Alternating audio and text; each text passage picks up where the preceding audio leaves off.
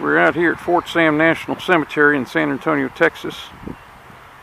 This is where a lot of military personnel are buried. And Fort Sam Houston is adjoining this cemetery.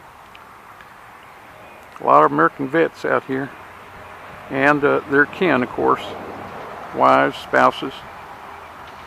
And it's interesting too that besides just American veterans that are buried out here, you also have German prisoner of war veterans from the Second World War who were captured in Europe and brought to the United States during the conflict. And you also had Japanese prisoners of war that were brought over here. And it's interesting how wars can join people together besides separating them, because in death they all come together.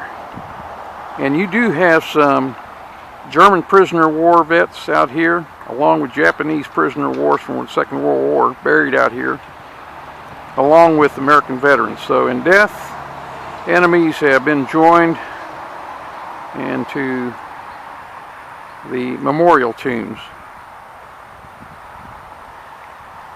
Just a bit of interesting trivia. No doubt many have loved ones out here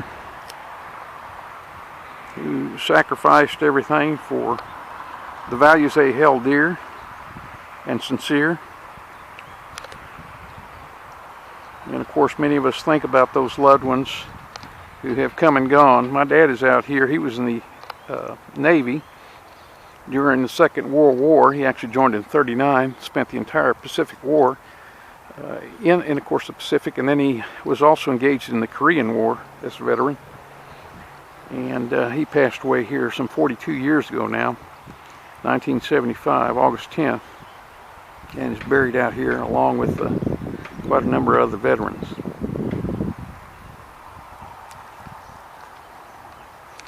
So this is Fort Sam National Cemetery, Bexar County, Texas.